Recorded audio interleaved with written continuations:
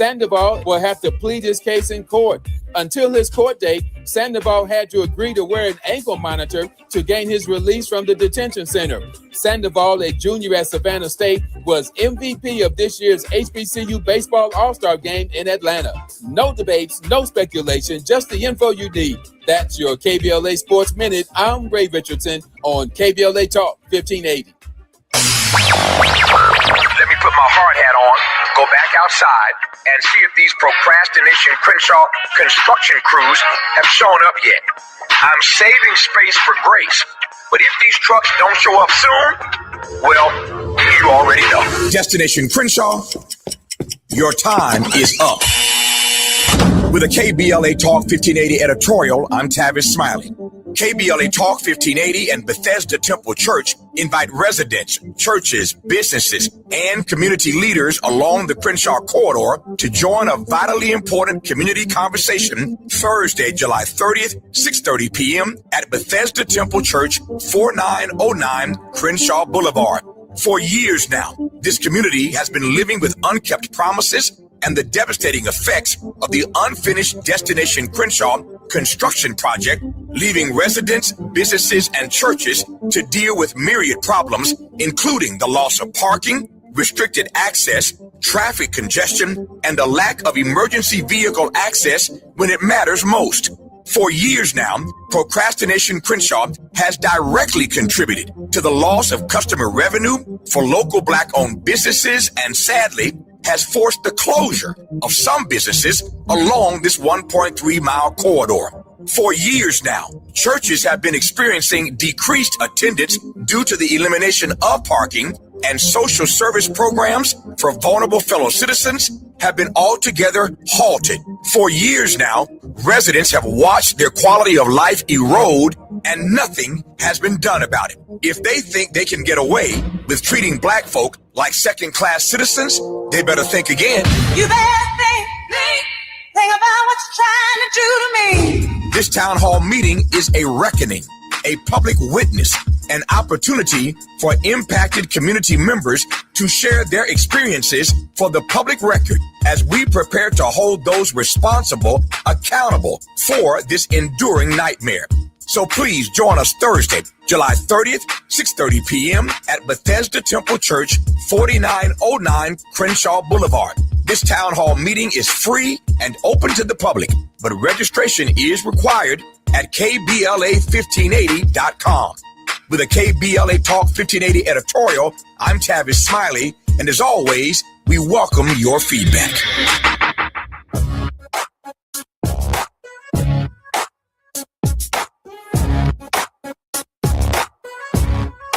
The Jesse Jackson Jr. Show. The Jesse Jackson Jr. Show. The Jesse Jackson Jr. Show. The Jesse Jackson Jr. Show. Come on and talk with me. Come on and listen to me. Come on and talk with me. Come on and listen to me. KBLA, Talk 1580, download the app.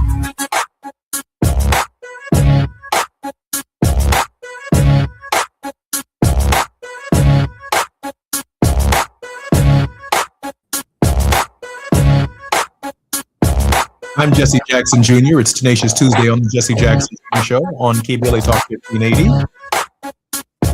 In this first segment, I'd like to opine before I bring up our very special guest, as well as lighting it up with Liz King. Liz King is with us in this hour. It takes two wings to fly, everybody. A bird does not fly on one wing. It takes the left wing and the right wing working in tension against the same air to lift the whole body off the ground. That was the lesson the late Congressman Henry Hyde and this writer learned firsthand, foregoing what became called the Hyde-Jackson Partnership in the effort to build Chicago's long-awaited third municipal airport at Peatone. It was an improbable pairing on its face, a young African-American progressive representing the South Side and South Suburban District, starved for jobs and capital investment, joined forces with an older Anglo-conservative from Illinois' northwest suburbs, a man whose communities were already flourishing to the point that their very prosperity had become a political problem of its own. Congestion, and the need for regional balance. Hyde and Jackson did not agree on abortion, on taxes, on the proper size of government, but they agreed that the region needed to fly, and that meant both wings pulling in the same direction toward the same runway. That was Washington in an earlier era. It functioned, however, imperfectly because the wings themselves, however far apart, remained structurally attached to a shared body, the republic, its institutions, its willingness to trade. Today's problem is not the wings, it's the wingtips. At the left edge, the DSA and the most maximalist flank of the Bernie Sanders coalition have in places substituted purity for persuasion, treating coalition building itself as a form of betrayal. At the rightward edge, the Trump MAGA coalition has in places substituted loyalty for law, treating institutions themselves as the enemy rather than the arena. Neither extreme is interested any longer in the Hyde-Jackson model, in which two people who fundamentally disagree nonetheless built something together because they both believed in the body they were attached to. Both wingtips, in their own way, have concluded that the body is the problem, that the republic itself must be reconstituted or torn down before anything worth building can be built. That's not a debate. That's a structural failure. A wing torn at the tip does not merely lose lift on one side, it destabilizes the whole aircraft, sending it into a spin with no single wing. Never strong enough to correct the course alone. This is what it means to say the country is splitting down the seams, not left-right disagreement of the ordinary kind, but a fraying at the extremities that threatens the stitching holding the whole garment together. The German philosopher Hegel offered a framework worth recovering here. Thesis meets antithesis, and out of that collision, not by splitting the difference, but by genuine synthesis, a higher unity emerges that preserves what is true in each side while transcending what is false. Dr. King understood this instinctively when he spoke of the beloved community. He did not ask the mob to become marchers or the marchers to become the mob. He asked both to recognize a truth that stood above their present positions, that no one is free until we're all free, and that machinery of violence, however righteous and stated as its cause, corrodes the hand that operates it. That is the work now required, not the tips, but at the root.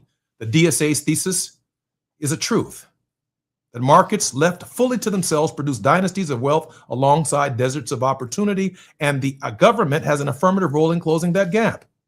MAGA's antithesis carries a truth as well, that distant institutions, unaccountable and often contemptuous of the communities they govern, breed a legitimate anger that cannot simply be shamed into silence.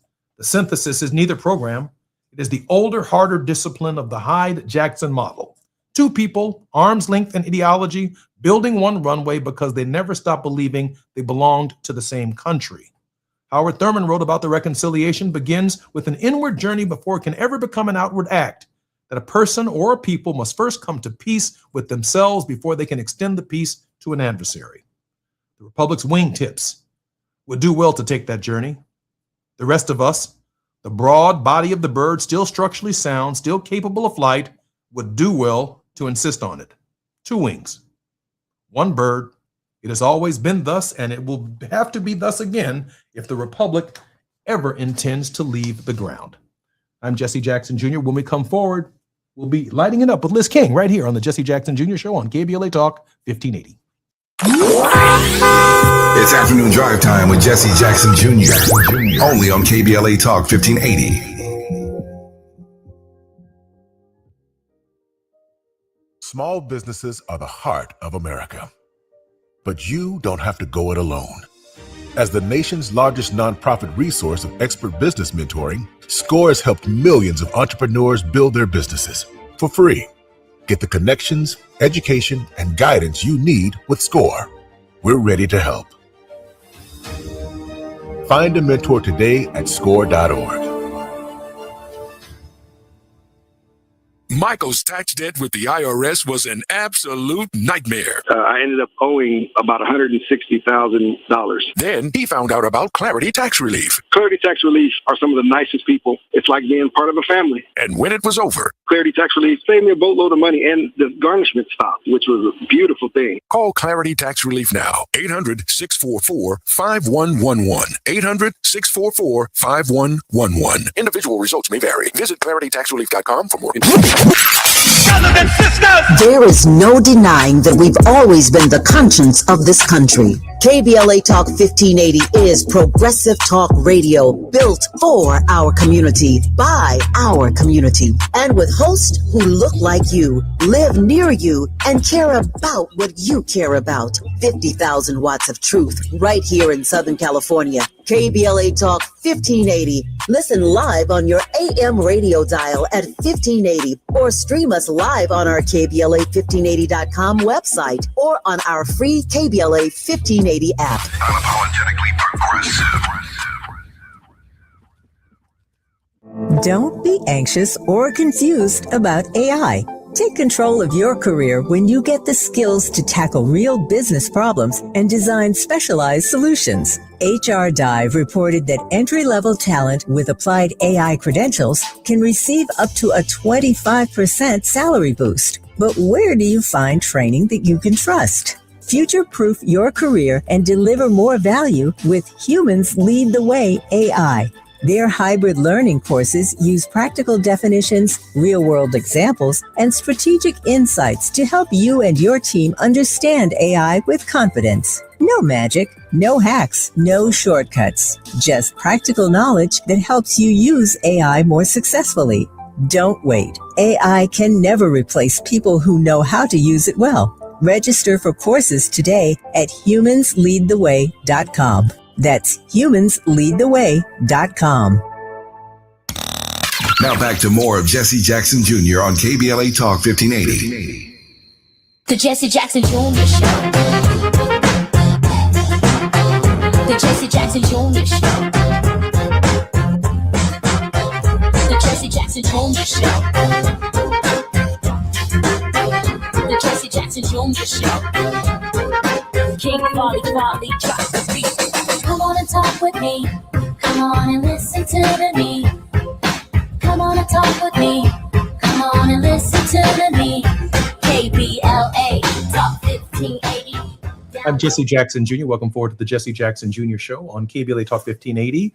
It's Tenacious Tuesday, and on this day in our first hour, Liz King, who formerly served as the Education Equity Senior Program Director for the Leadership Conference on Civil and Human Rights, a position that she held since 2015. The Leadership Conference is a coalition charged by a diverse membership of more than 240 organizations to promote civil and protect the civil and human rights of all persons in the United States. I'm honored that Liz is a regular contributor here on the Jesse Jackson Jr. show. Prior to joining that conference, she served as senior policy associate for my former colleague, Congressman Shaka Fattah, meaning her knowledge on Capitol Hill is just as vast as her mind and thinking. Liz, welcome forward to the Jesse Jackson Jr. show and Thank Tenacious you so much, Tuesday. Congressman. It's the best part of any week. Always good to be here. I am so glad you're here. And we have a very special guest who will be joining us in this hour, Shawan Jackson, founder and executive director of Vocal Justice, a national education nonprofit that builds youth power and social justice literacy in schools across the country. Boy, we need that. He teaches communication at Stanford's Graduate School of Business, where he works with MBA students and executives on the craft of persuasion, presence, and purpose-driven narratives. His work spans nonprofits and philanthropic organizations, and he doesn't shy away at all from the lens of racial participation and racial equity. Shawan, welcome forward to the Jesse Jackson Jr. Show. Thank you. I'm so glad that you're here. Liz, there's so much going on in the world. Liz, why don't I pitch this to you to get us started? Yeah, no, Congressman, I was just looking it up. It's 105 days until the midterms, and there is so much going on. I think, I know for folks on the West Coast, this life with wildfires has a weird routine typicalness to it. But we here in the DC area have been dealing with the wildfire smoke from Canada. And I think it is producing all of these metaphors with the fire. The sky is literally on fire. We are being reminded that there is no wall tall enough that will keep the smoke in your neighbor's yard out of your yard. And we are all connected. So I think we're seeing right now the Trump administration is trying to tariff its way out of wildfires. That's not how this works. I think we are on some level moving on from the madness around the reflecting pool and all of that. At the same time, we've got a canoeist who has been indicted. But the Iran war is officially a quagmire. These Democrats are out here eating their own. And I think part of what I was really excited about to have Shawan here is we're hearing these Democrats talk about, wringing their hands about, oh my gosh, how do we talk about poverty? How do we talk about economic inequality?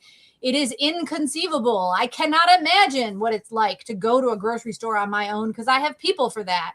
And what does it mean when you have a Democratic Party that is in so many ways owned by people who have no relationship with economic anxiety? And so Shawan works on a project that is about helping young people find their voice, tell their own stories, and talk about economic justice. And so what I hope we hear in the next 105 days is competing visions for an economically just future in the United States. Is that going to be the Democratic Socialists of America? Is that going to be MAGA? Is that going to be traditional Democrats? New Deal, the New Democrats and all of that. What is this going to look like? So there's a lot going on here in Washington and certainly around the country. And the big question is, are you better off than you were 2 years ago? I think the universe of people who can say that all have the same last name, and that is Trump. And so I'm really excited to talk to you today, Congressman, about what all of this, all that's going on. I didn't even mention the ridiculous morass that is the student loan system right now that's making it harder for people who pursued their dreams an economic opportunity to pay back that debt. So very glad to have Shawan on, very glad to be here and looking forward to the conversation. I am as well. Shawan, share with us, in light of what Liz has just said, what that messaging looks like and what you're hearing out here in the field. Mm-hmm. Thank you all for having me. And Liz, I think your assessment on where we are right now and what the critical moment ahead is spot on. And I think what this means in terms of messaging is we really got to lean into keeping it real. I think what we're hearing from young people and across many age groups is they are tired of the abstract language, the elitism that tends to come from a lot of our politicians who, to Liz's point, are so removed from the day-to-day crises, frankly, that so many of our young people are facing. And if somebody can just speak plainly about what it means to have to make a choice between buying more medicine or getting more groceries for your family, and what it means to feel disillusioned with our political systems right now and wonder whether or not your vote is going to matter. If we can't speak directly to those issues from any political party, then I think you're going to continue to see trust amongst young people go down in our political systems. Brother Jackson, let me ask you a question. Is this a framework problem? Let's say that Henry Ford produces a vehicle called the car. Mm-hmm. Now, A left-wing person might be driving the car. A right-wing person might be driving the car.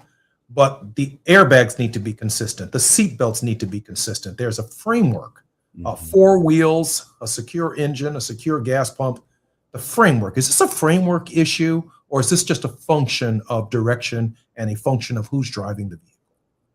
And when you say framework, can you share a bit more about how that applies to this political moment? I mean, I think our economic system is a wide open machine in a field without a driver, and it's going to generate, it's either going to pick corn, it's either going to shuck corn, or a wide open machine is as dangerous as anything imaginable without a fundamental direction. I mean, is the direction of our system to provide an equal high quality education for all Americans? Is the direction of our system to provide health care of equal high quality for all Americans? Is the direction of our system, if we're going to be a democracy, the fundamental right to vote for all Americans? Is that a structural, that for me is a structural problem. And I don't care if AOC is driving the car. I don't care who's driving the car, as long as the car is going in the direction that builds a more perfect union for all Americans. In that direction makes sense. But I'm concerned that we've given up on the idea that the car works at all. The car works at all. Yeah, and I mean, there's good reason why I think people question whether or not the car works at all. To continue your analogy, I think first and foremost, yes, if you talk to, I think the average American, they're going to agree that we need some type of system, right? Our existing political bodies who are going to move us towards increased affordability for everyone, for high quality education for our young people, to healthcare as a right for everyone. I think there is a lot of agreement on that. I think, though, that this is not just a question about making sure we have a really compelling vision. We need a trusted driver in that car. And what we've seen is that there are a lot of people who can speak what sounds like a really powerful message during a campaign season. And then when they're actually in that car, they're taking all types of detours that are not keeping us aligned on that North Star. And so naturally, people question, of course, if that car is still going to work. And so I am a big proponent, yes, in having a more compelling and concrete vision for where we want to take this country. But I do think we have to think very carefully about who our drivers are, who our messengers are, because this is a people sport at the end of the day. And if you don't trust who that individual is, then I think we lose everything. Liz, I remember AOC's voice when she first got elected to Congress. And at some point in time, after a few battles with Nancy Pelosi, AOC went through a period of quiet. It's almost like she had to recognize that this is a big institution that's like turning a battleship. And there was a time when I was in the Congress of the United States. I mean, I was a bad dude when I was running for Congress in 1995. I had all the idealism in the world, but in the final analysis, I had 3 people for every 1 job in my congressional district. And the example I used in my opine was that Henry Hyde had 3 jobs for every 1 person. So we were always driving, and we still are, from the south side of Chicago all the way to the northwest side of Chicago just to get to work. No one's fighting to come to our neighborhoods to get to work, and the imbalance is just stark. So it took 2 wings to fly. I had to hook up with Henry Hyde whether I wanted to or not. We had agreements on nothing, not abortion, not budget, not the direction of the government, not the direction of the car. But bro, listen, you've got your own set of problems. It's called urban sprawl. It's called people can't get sleep because of these aircraft flying over your communities. And we're begging for aircraft to come this way if we can build a new runway.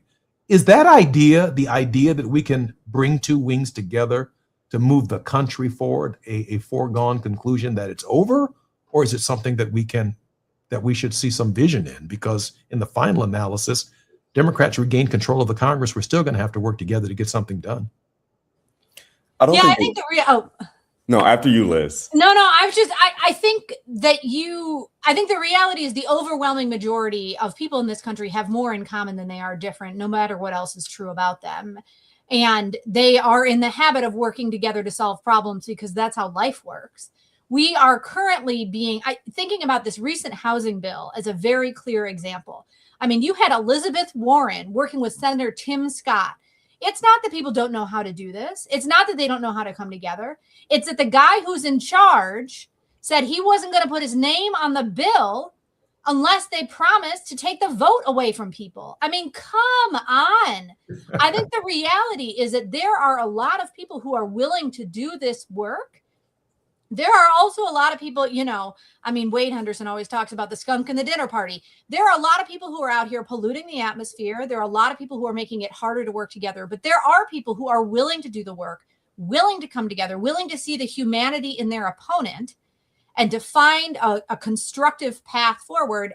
The problem continues to be this president has no interest in that. And I think we have yet to figure out how do you move forward in that kind of context and in that environment. I keep thinking about Cornel West and the way that he talks about the problems of nihilism.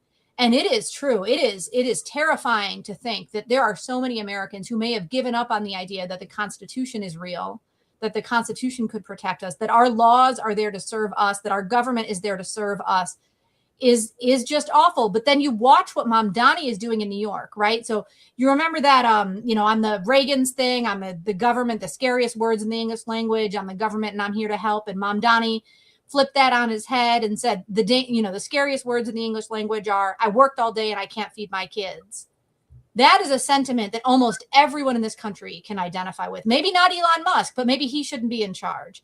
So I think there are a lot of people willing to do the work, willing to come together. That Hyde-Jackson model, I think, can come back.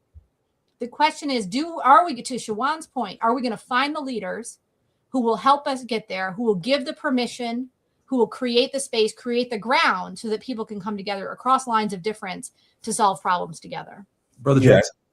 Yes, I think what I would add here is two things. One is that the problem of political polarization is not new, right? I think it's becoming increasingly a problem now because of social media and the fragmentation of our news sources, where people are developing incomplete and inaccurate narratives about people who hold different political ideologies because of the messages that they're consuming. But what we also know is that if we can have people actually come together in person, get out of the narrow messages that they're believing about other people, they're more than willing to work together because they realize, to Liz's point, just how much they have in common, which is I want to be able to take care of generations above me and those below me and be able to enjoy my life with my family and friends as well. And so I think we really have to think more about that in-person engagement piece. I'm also thinking about what gives me hope at the local level. There are so many individuals across political parties who are coming together in community to resist groups like ICE that are coming into their neighborhoods. And it's just saying, okay, let's all come together and support one another. And so I don't think it's foregone that partnership is a possibility, but I think we have to really think about how do we disrupt these really damaging narratives that promote stereotypes about folks at either end of the spectrum, get folks together in person more, do more at the local level so that we can really see this power of partnership is possible. Shawan, we have about 2 minutes before we come to our break. Share with me your thoughts about how we actually accomplish that. I mean, I appreciate what you're saying about media fragmentation, narrative fragmentation, and the way in which it's being presented, but how do we overcome that? Mm-hmm. I think about what can happen at the education level, which is the space that I work in, of course. And then I also think about what needs to happen structurally in the government. So I do think that schools are our most powerful sites of socialization. And so the more we can think about how do we diversify our learning environment so that students can be exposed to folks of all types of political persuasions and different class backgrounds, the more they can start to see that there's complexity to the identities that people hold and that no one is just in a box that social media or the news might portray them as. I'm also thinking about money in politics. I think a lot of what is keeping polarization in place right now is directly linked to lobbying. If there's a financial incentive for you to maintain a particular position in order to get reelected, I don't have to tell you this, Congressman. Of course, there's an incentive for people to do that. And we often hear about news sources where individuals say, well, behind the scenes, X representative actually is a bit more reasonable, but they have to put on a particular posture in order to maintain that financial support. So long term, I'm definitely thinking about how do we get money out of politics so that people can just focus on pushing forward the messages of their constituents and not those who have the greatest amount of wealth. I'm Jesse Jackson Jr., listening to the Jesse Jackson Jr. Show on KBLA Talk 1580. We're lighting it up on this Tenacious Tuesday with Liz King. Our very special guest is Shawan Jackson. This brother teaches at Stanford University and has an equitable racial lens on some of the challenges that are confronting our nation. He's part of a new generation of leadership that we want you to hear from on the 405, the 101, the 5, the 10, the 118, the 110 in Los Angeles, California. We are doing our part to build a more perfect union, and we're doing and encouraging you to do yours by making sure you pay attention to what's being said on programming like this right here at KBLA Talk 1580. I'm Jesse Jackson Jr. More on KBLA Talk 1580 when we come forward. It's afternoon drive time with Jesse Jackson Jr. Only on KBLA Talk 1580.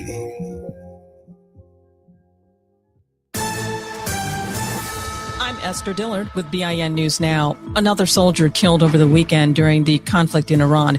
This one identified as 30-year-old Sergeant Michael Emmanuel Swinton of Fayetteville, North Carolina. Pentagon officials say the black soldier was killed in action during a controlled detonation of a drone at Erbil Air Base in northern Iraq. Here's President Trump responding Monday on CNN. Well, we feel very badly, but those great people, those great patriots are out there fighting that Iran cannot have a nuclear weapon.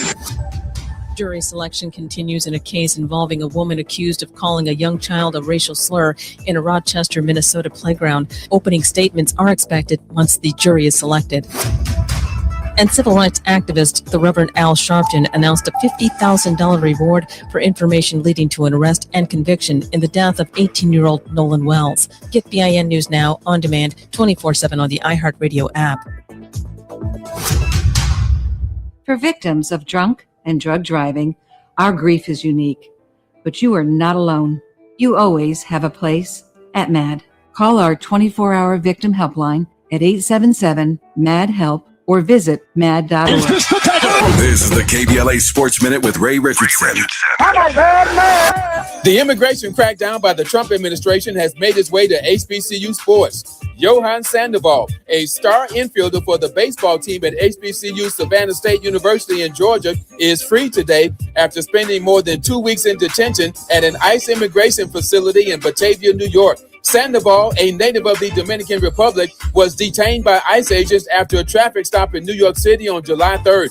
Sandoval said he showed the agents a valid ID and proper immigration documentation. ICE officials claim Sandoval's student visa had expired. Sandoval will have to plead his case in court. Until his court date, Sandoval had to agree to wear an ankle monitor to gain his release from the detention center.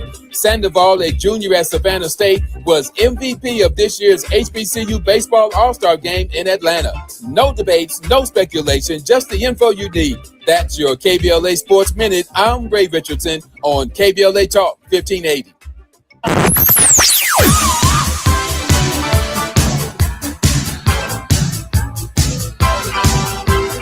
This is KBLA Talk 1580. Talk radio. That's music to your ears. We're unapologetically progressive. KBLA Talk 1580. Roger and Tracy saved over $18,400. Cynthia was recovering from a family tragedy and saved over $10,300. If you are drowning in debt, then call Debt Blue. Debt Blue is a professional debt negotiation firm with over 20 years of experience helping people pay back a fraction of what they owe. Learn how to cut your debt up to half or maybe more. Be debt-free in 24 to 48 months, even with bad credit. With an A+ rating from the BBB, you can rest easy knowing Debt Blue is going to deliver guaranteed debt reduction. Debt Blue offers a success guarantee. You pay nothing unless your debt is reduced or completely resolved. That's right. You save money or it's free. Call now for significant debt relief and a free consultation. 800-200-8879. That's 800-200-8879. You don't have to declare bankruptcy. This program works if you owe $10,000, $20,000, or even $100,000 in debt. Call for your free consultation today. 800-200-8879. That's 800-200-8879. Did you know the Crenshaw Corridor now offers free public Wi-Fi? Thanks to Destination Crenshaw in the city of Los Angeles, staying connected is easier than ever. Whether you're checking email, applying for jobs, doing homework, or supporting your local business, free internet access is now available along the corridor because everyone deserves the opportunity to connect, learn, and grow. To find Wi-Fi locations and learn more, visit www.getconnected.lacity.gov. Oh no! Straight the roof down. Oh, look at time. Please, God, save us. Save our house. Please, God, please. At KBLA Talk 1580, we haven't forgotten what happened Tuesday, January 7th, 2025. The trauma, processing the loss of our home. How do we address the compounding effect of the fire now more than 18 months later? I noticed one of my 3 children engaged in self-harm who hasn't been able to articulate the challenges that they've had since the fire. And 4 out of the 5 folks in our household are in therapy. 1 is not. And the one that's not is the one who I noticed with some marks on their person. This isn't okay. You need to talk to someone. Black Historical Memory keeps alive the stories and struggles of everyday people and communities. Black Historical Memory preserves truths that others attempt to erase, minimize, or distort. Black Historical Memory prevents history from repeating its worst chapters. At KBLA Talk 1580, we will never forget. Tune into Conversation Live, Altadena Rising with James Farr, weekends on KBLA Talk 1580. 1580.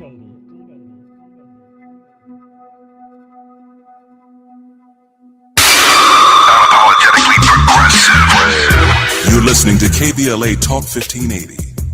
We don't tell you what to think, just what to think about. You know him, you trust him, and now the whole nation is taking notice.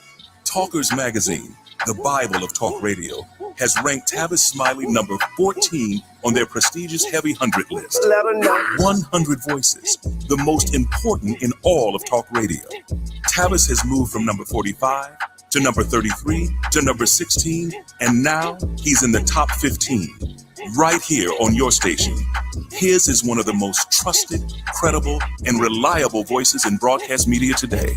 Straight, no chaser, always. Tavis brings you the conversations that matter, the newsmakers, the truth tellers, the voices that don't get heard anywhere else. Weekdays on this station. This is what it sounds like when your community has a seat at the table. You're listening to Jesse Jackson Jr. on KBLA Talk 1580. The Jesse Jackson Jr. Show. The Jesse Jackson Jr. Show. The Jesse Jackson Jr. Show. The Jesse Jackson Jr. Show. King Quality drops the beat. Come on and talk with me. Come on and listen to me. Come on and talk with me. Come on and listen to me. KBLA Talk 1580. Download the app. I'm Jesse Jackson Jr. Welcome forward to the Jesse Jackson Jr. Show on KBLA Talk 1580. We're lighting it up this Tenacious Tuesday with Liz King. Liz and I have a very special guest in Shawan Jackson, founder and executive director of Vocal Justice, a national education nonprofit that builds youth power and social justice literacy in schools across the country.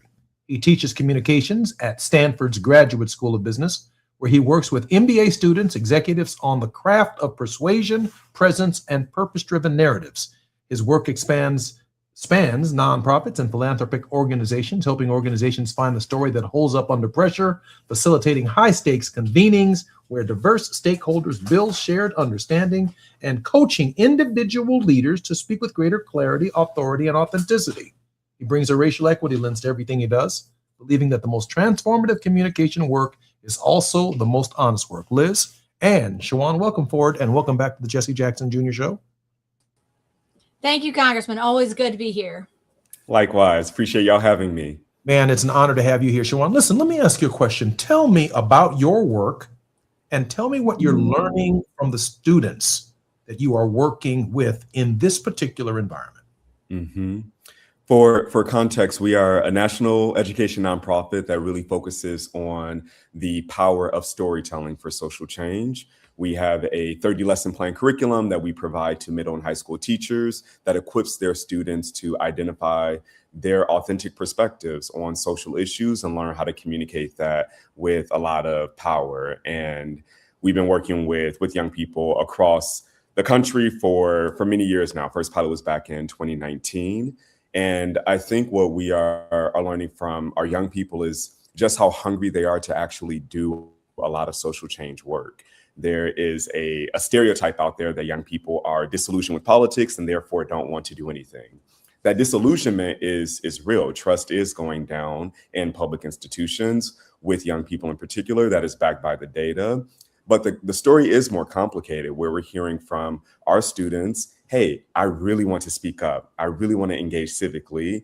And I'm actually looking for some partnership to develop my skills to do that. It might not be through traditional political engagement, but there are other things that I can do at the local level, at my school, with my family, in order to make some type of change. And so I think that's what's been very heartening for me, is seeing that hunger, that drive from our young people that disrupts this idea that they're just fully complacent and therefore inactive. And we're also hearing from students how powerful it is when they see adults around them who are saying, I'm going to step out of your way and let you take the lead, and not presuppose my ideas of what social change needs to look like, but instead really allow it to be youth-led. Shawan, how can we support your work? Oh, I appreciate that question. First and foremost, we are thinking a lot about supporting high school principals to integrate more social justice learning and youth leadership into their school. So if you know a school leader that says, I am excited about youth power, I'm excited about social change, but I'm not really sure, how do I actually make this happen? What does the curriculum need to look like? How do I train my teachers? How do I get money to do this work effectively? We would love to talk to that principal and think about how we can bring some of our offerings to that space. So that's the first thing, is reach out. My email is at vocaljustice.org if you can support in that way. And then the second thing is, we are thinking a lot about narrative change right now, and really shifting this idea about what young people can and should be doing. And so for folks who have a background in communications and messaging, who want to support us as we are thinking through that work, we will love to hear from you. And lastly, of course, as a nonprofit executive director, I always have to make a funding pitch. If you are ever so in a position to support, we take all types of donations, of course, and folks can contribute at vocaljustice.org. Thank you, Shawan. Hey, Liz, you know what? In listening to Shawan in this moment, I'm saying to myself that Donald Trump is a symbol, that maybe he's just a scab on top of a deeper wound of engagement and lack of trust that people, and young people in particular, have with our system, with our institutions, and with the idea of how the system itself is delivering for people. Liz, Donald Trump has only made it worse, but he's brought to the forefront something that I get the impression Brother Shawan Jackson is actually trying to address in a more substantive, detailed way. Liz?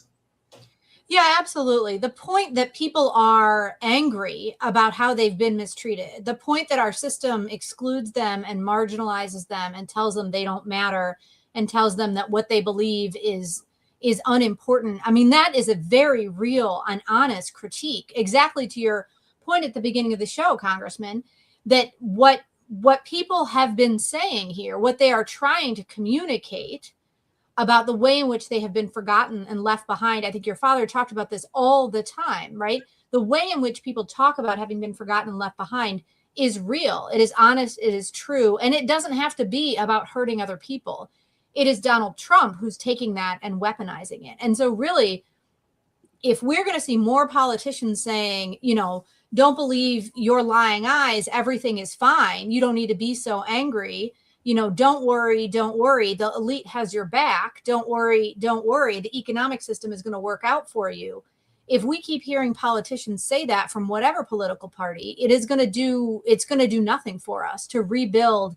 Exactly to your point, Congressman, we need to get back to the idea that we are all part of one body here, and that is the only path forward. Liz, let's say that Donald Trump has weaponized it. Why the tone deafness in the Democratic Party? Well, I think they're the recipients of all of our votes and all of our, a lot of our so-called left-wing activity. Why the tone deafness from them? Why the insurgents, if you will, of Bernie Sanders and AOC and the congressional candidates who are successful in New York and Mamdani and their leadership? It matters at this hour, and the people are paying attention. How'd this sneak up on the Democratic Party? I mean, you look at what happened in Maine, right? They went and invented a candidate out of whole cloth. Turns out he was a real human being after all. So we need to be recruiting candidates from everywhere, from every bar, from every field and farm, and from every hospital and classroom. I just want to call out, I was watching a markup, a House committee markup earlier today, and Jahana Hayes was bringing it. Brilliant congresswoman from Connecticut, not very well known, deserves to be better known. And she had to deal with some real hateful intolerance from Mary Miller, congresswoman from a really hateful congresswoman from Illinois. And Jahana Hayes brought it. And she showed us what leadership looks like, what dignity looks like. And she came to Congress from the classroom. She was a teacher before she was elected to Congress. And so I think that Democrats need to do a better job looking for potential leaders in every aspect of our society. Every single one of those young people that Shuan has been working with needs to be asked, hey, do you want to run for office? Hey, do you want to be governor of California one day? Hey, have you ever thought about being mayor of your city? There is incredible talent. We need to find it in places where they're not going to have to read a fact sheet about how to talk to poor people. I mean, it's nonsense. The right comes for AOC and they call her out for the way in which she's able to relate to real people as if it's some kind of act. She has the benefit of speaking authentically from her own experience. So we need to recognize the virtue of the diverse experiences of Americans in all kinds of ways and places and find opportunities for them to lead the future of our country. I'm Jesse Jackson Jr., listening to Jesse Jackson Jr. Show on KBLA Talk 1580. We're lighting it up with Liz King right here on Tenacious Tuesday. When we come forward, a couple more questions of Brother Siobhan Jackson when we come forward, but also give him an honest opportunity to share with us an authentic message. We're leaving the final 3 minutes of our show for our very special guest, Siobhan Jackson, to deliver to the country a word of hope. I'm Jesse Jackson Jr. More on KBLA Talk 1580 when we come forward.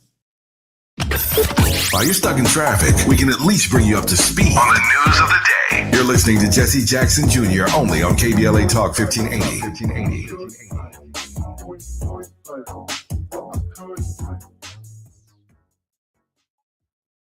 Listen up, KBLA delegation. We have something you need to hear. Right now, you may qualify for low-cost home internet. We're not talking about a catch. This is real.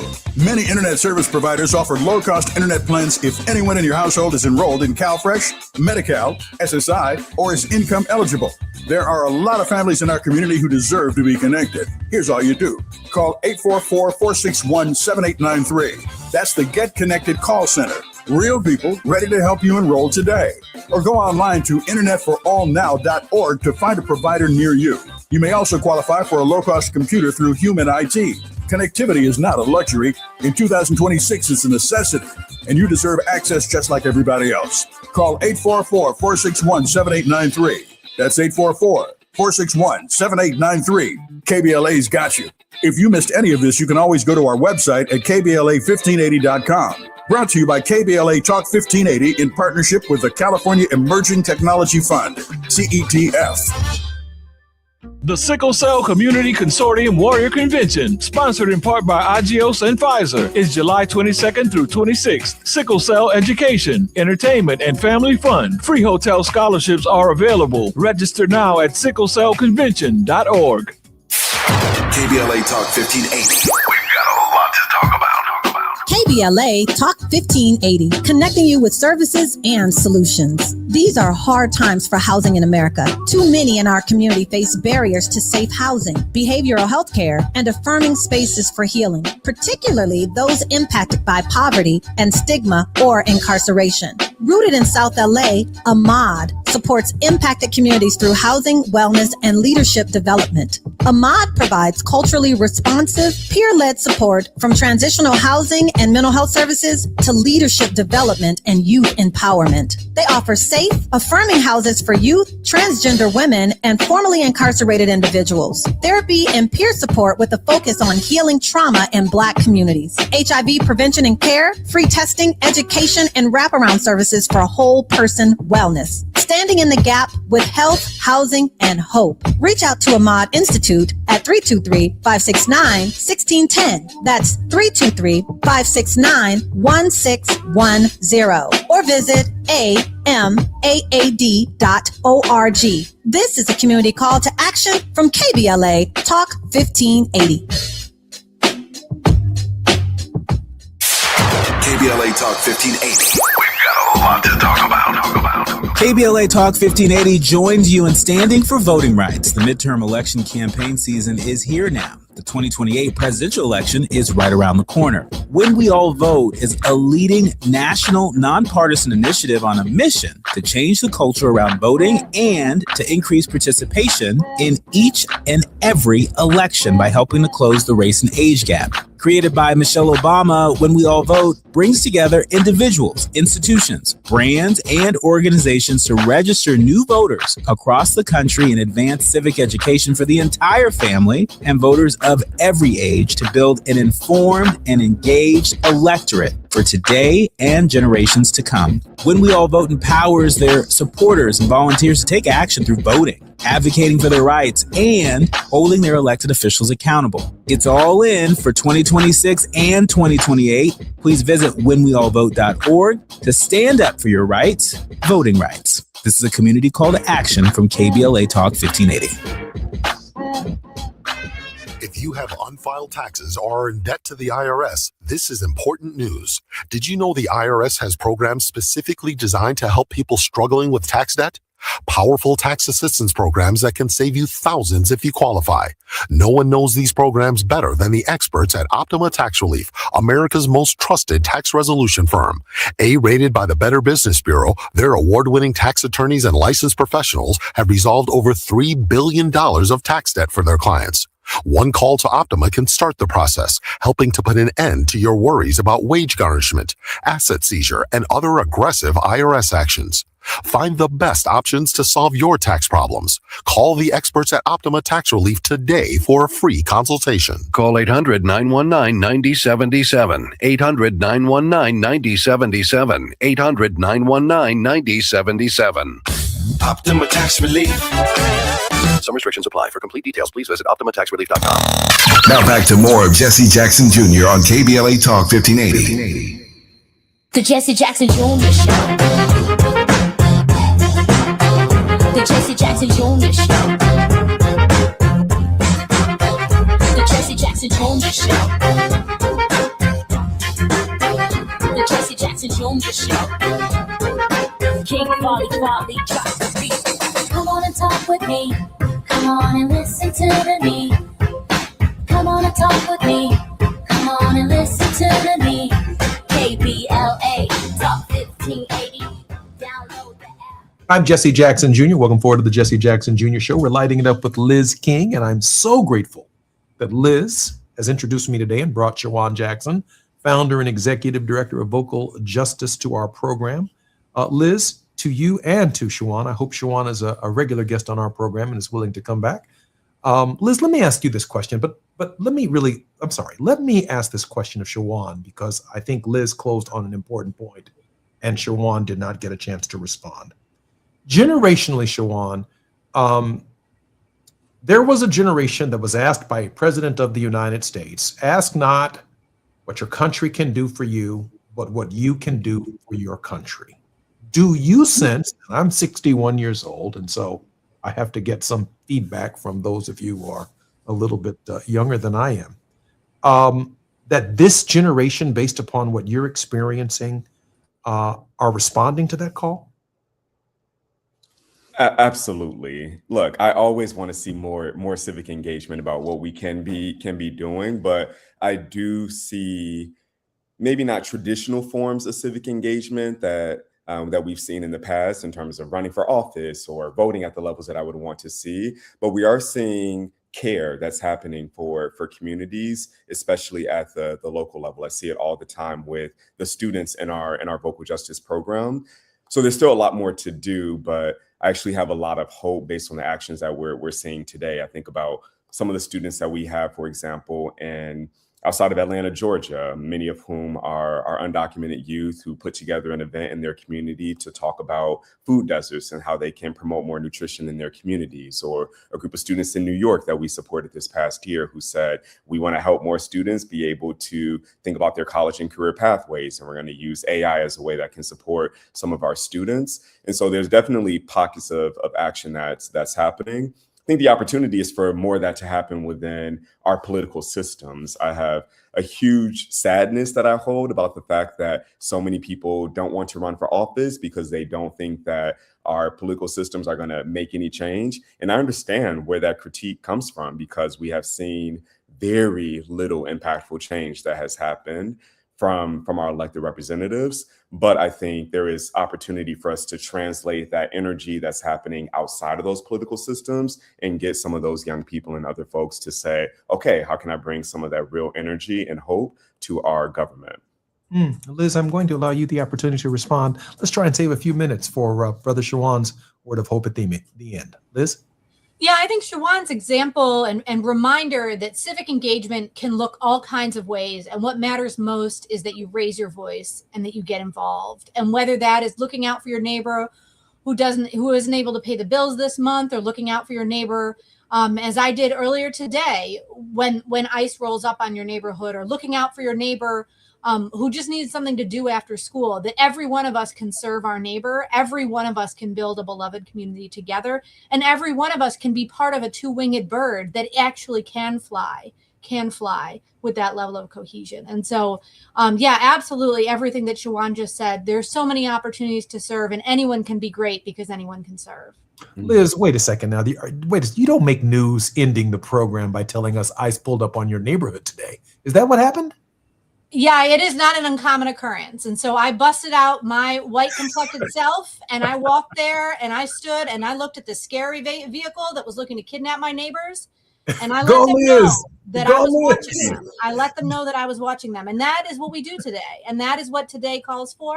And tomorrow we'll call for something else. And every one of us, every day, will show up in whatever way we can. I love that. Go, Liz, go, Liz, go. Shawan Jackson. Liz has been a fighter since we first connected many years ago, and long before that. I am sure, and it's beautiful to hear about that work that you're continuing to do.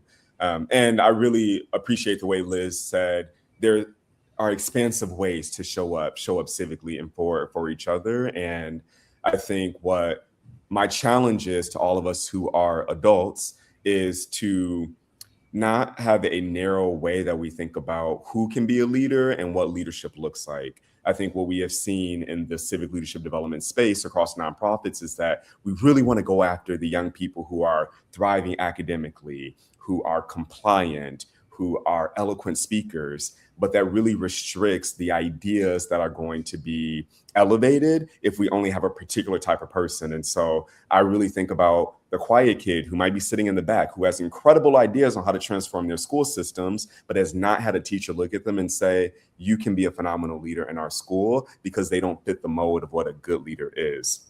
I also think about how our elected officials don't have to be someone who went to law school and speak a certain way, but could really be someone who intimately understands the issues that their community is facing, is going to keep it real with folks about what the opportunities are and what the shortcomings are, and will constantly engage with their constituents to realize their visions for equity. And so that doesn't require any particular race or ethnicity or gender or pedigree. It requires people who have that deep compassion and commitment to making change. And so that is my final ask to everyone who is listening again, is to really think expansively about what leadership can look like and how we can show up for one another, which I think instills and maintains a level of hope that can get us through the literal and metaphorical fires that we are dealing with today. Shawan, I love that. I also think I heard you say that there is a leadership class that needs to be cultivated that's essentially invisible. The student in the back of the classroom, or even the vocal student who never considered public office. I guess on the question of the content of their faith, and I know we don't have much time, on the content of their faith, do they see themselves as being the change that they desire in the world, to the extent that while the entire political system may be astray, that they themselves can be the force that brings the good to the entire system and actually generate a new generation of people who are more inspired to public service?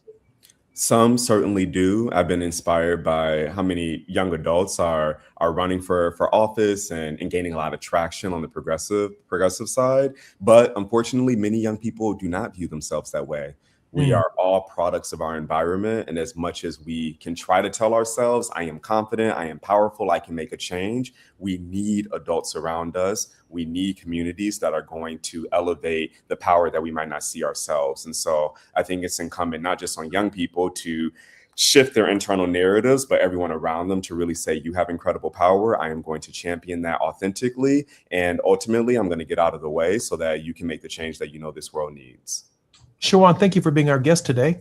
Thank you for having me. It was a pleasure. Liz, thank you for lighting it up.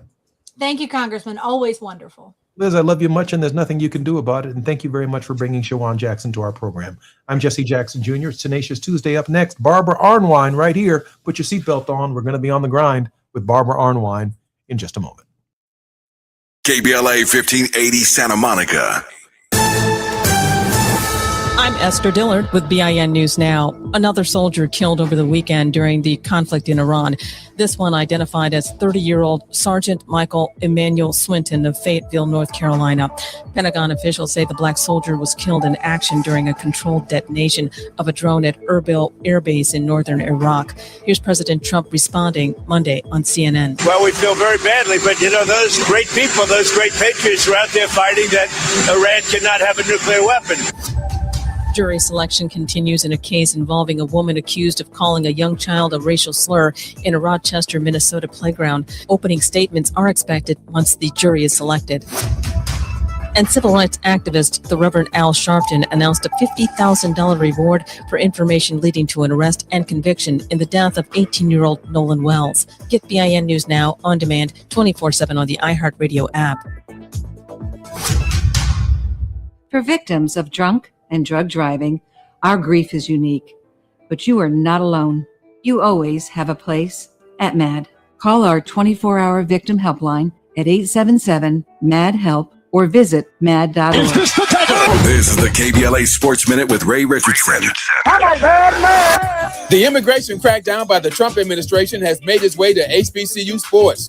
Johan Sandoval, a star infielder for the baseball team at HBCU Savannah State University in Georgia, is free today after spending more than 2 weeks in detention at an ICE immigration facility in Batavia, New York. Sandoval, a native of the Dominican Republic, was detained by ICE agents after a traffic stop in New York City on July 3rd.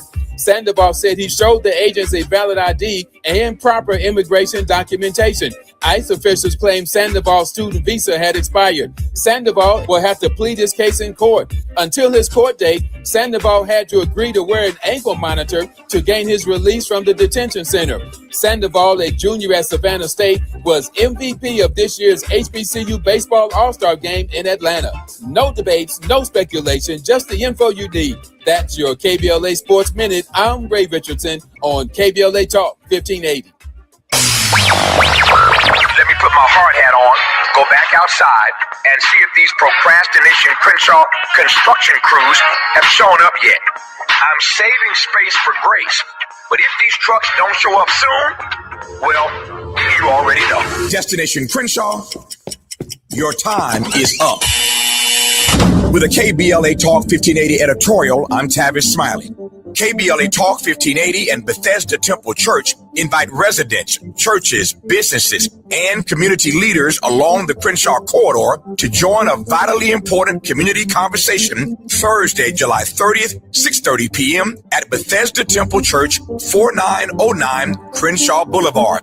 For years now, this community has been living with unkept promises and the devastating effects of the unfinished Destination Crenshaw construction project, leaving residents, businesses, and churches to deal with myriad problems, including the loss of parking, restricted access, traffic congestion, and a lack of emergency vehicle access when it matters most. For years now, Procrastination Crenshaw has directly contributed to the loss of customer revenue for local Black-owned businesses and, sadly, has forced the closure of some businesses along this 1.3-mile corridor. For years now, churches have been experiencing decreased attendance due to the elimination of parking, and social service programs for vulnerable fellow citizens have been altogether halted. For years now, residents have watched their quality of life erode, and nothing has been done about it. If they think they can get away with treating Black folk like second-class citizens, they better think again. You better think about what you're trying to do to me. This town hall meeting is a reckoning, a public witness, an opportunity for impacted community members to share their experiences for the public record as we prepare to hold those responsible accountable for this enduring nightmare. So please join us Thursday, July 30th, 6:30 p.m. at Bethesda Temple Church, 4909 Crenshaw Boulevard. This town hall meeting is free and open to the public, but registration is required at KBLA1580.com.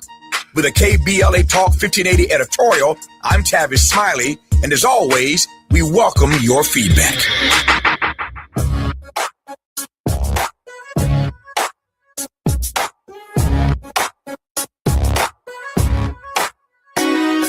The Jesse Jackson Jr. Show. The Jesse Jackson Jr. Show. The Jesse Jackson Jr. Show. The Jesse Jackson Jr. Show. Come on and talk with me. Come on and listen to me. Come on and talk with me. Come on and listen to me. KBLA Talk 1580. Download the app. I'm Jesse Jackson Jr. Welcome forward to the Jesse Jackson Jr. Show.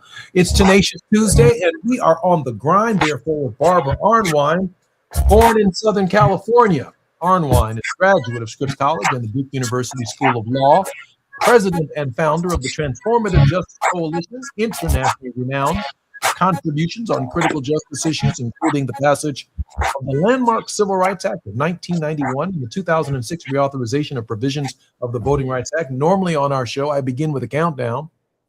Stop. I begin with a countdown because when Barbara brings it, she brings it all. But if I don't have the countdown, I already know how she's going to.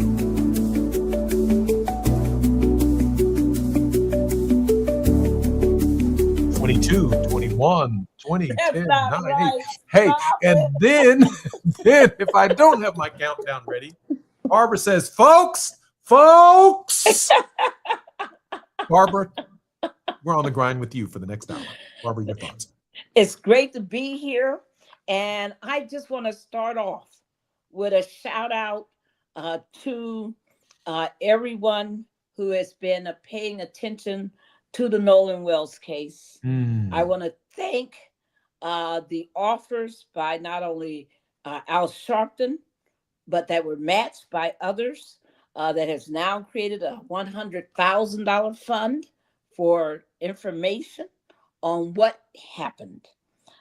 We know that the story doesn't make sense. We know it's wrong, and they laid that young, handsome man's body to rest yesterday. 18 years old, our best, laid into the ground without any explanation or justification. I want to give kudos to the NAACP for having a whole session today on Nolan Wells, to have Ben Crump and others present to all of the, what's going on. And I am grateful, just grateful that we saw that amazing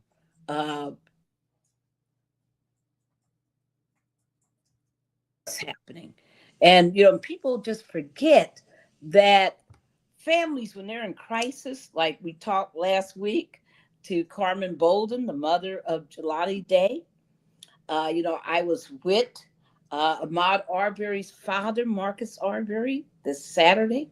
People forget. It's devastating.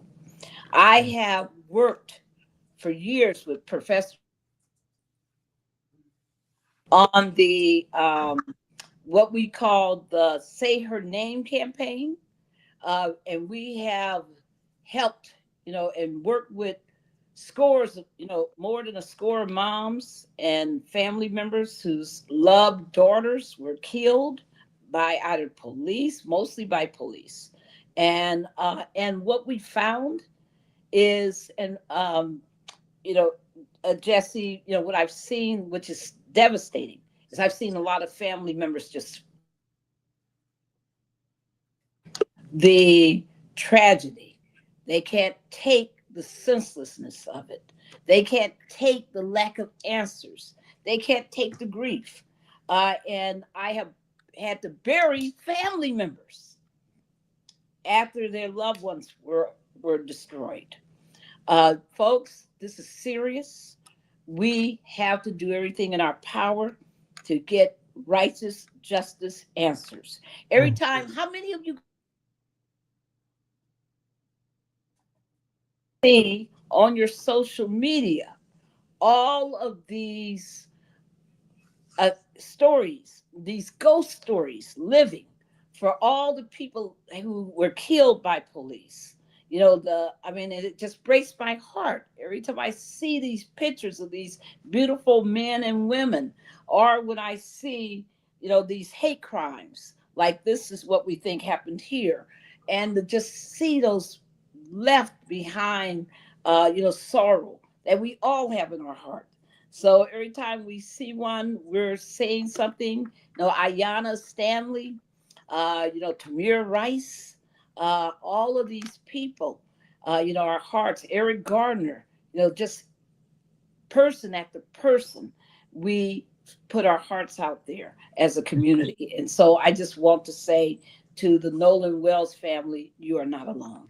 Barbara, I think along with the KBLA family, we join you in our sincerest condolences to the Nolan Wells family. And I am so grateful, since Brown versus the Board of Education and since the death of Emmett Till, that Black people are actually in a position to put a bounty out there. $100,000. Negroes putting a bounty on some information. Did you hear that? That's and not only put a bounty, paid all the funeral expenses. Oh yeah, we are in a position. No GoFundMe. But I do have a question. I do have a question. I know we got to come forward because the time is up in this segment. But I got to say this: it's just amazing that there's Negroes still left in Mississippi. Give it all there's been enough terror down there for us to have just backed up and left. I'm Jesse Jackson Jr. More on KBLA Talk 1580 with Barbara Arnwine. We're right here on the grind when we come forward. It's afternoon drive time with Jesse Jackson Jr. Only on KBLA Talk 1580. Small businesses are the heart of America. But you don't have to go it alone. As the nation's largest nonprofit resource of expert business mentoring, SCORE has helped millions of entrepreneurs build their businesses for free. Get the connections, education, and guidance you need with SCORE. We're ready to help. Find a mentor today at score.org. Michael's tax debt with the IRS was an absolute nightmare. I ended up owing about $160,000. Then he found out about Clarity Tax Relief. Clarity Tax Relief are some of the nicest people. It's like being part of a family. And when it was over, Clarity Tax Relief saved me a boatload of money, and the garnishment stopped, which was a beautiful thing. Call Clarity Tax Relief now. 800-644-5111. 800-644-5111. Individual results may vary. Visit claritytaxrelief.com for more. In a world full of noise, one station keeps it real. KBLA Talk 1580, where the conversation goes deeper, the voices sound like yours, and the issues that matter most to our community take center stage. Progressive, powerful, unapologetically us. Whether you're driving through the city or tuning in from your home or office, join the public square. KBLA Talk 1580, your home for talk that enlightens, encourages, and empowers. Listen live on our free KBLA 1580 app, on our website at KBLA1580.com, or on your radio dial at 1580 AM. Don't be anxious or confused about AI. Take control of your career when you get the skills to tackle real business problems and design specialized solutions. HR Dive reported that entry-level talent with applied AI credentials can receive up to a 25% salary boost. But where do you find training that you can trust? Future-proof your career and deliver more value with Humans Lead the Way AI. Their hybrid learning courses use practical definitions, real-world examples, and strategic insights to help you and your team understand AI with confidence. No magic, no hacks, no shortcuts. Just practical knowledge that helps you use AI more successfully. Don't wait. AI can never replace people who know how to use it well. Register for courses today at humansleadtheway.com. That's humansleadtheway.com. Now back to more of Jesse Jackson Jr. on KBLA Talk 1580. The Jesse Jackson Jr. Show. The Jesse Jackson Jr. Show. The Jesse Jackson Jr. Show. The Jesse Jackson Jr. Show. King Quality drop the beat. Come on and talk with me. Come on and listen to me. Come on and talk with me. Come on and listen to me. KBLA Talk 1580. I'm Jesse Jackson Jr. Welcome forward to the Jesse Jackson Jr. Show on KBLA Talk 1580. We are on the grind with Barbara Arnwine, president and founder of the Transformative Justice Coalition. And before we pivot to other issues, I do want to close the loop on this question of Mississippi. There is a reason that those of you who can hear my voice live in California and you do not live in Mississippi. There's a reason I live in the city of Chicago, Atlanta, Georgia, Greenville, South Carolina, and spend a lot of time in Washington, D.C., and I do not live in Mississippi. There is a reason why Black folk live in Atlanta, Georgia, college educated, don't want to be in Mississippi. Mississippi's history since 1954 traces a brutal, well-documented arc of racial terror, resistance, and incomplete reckoning. From 1954, early into 1960s, it's known as the Massive Resistance Era. After Brown versus the Board of Education, Mississippi responded with open defiance.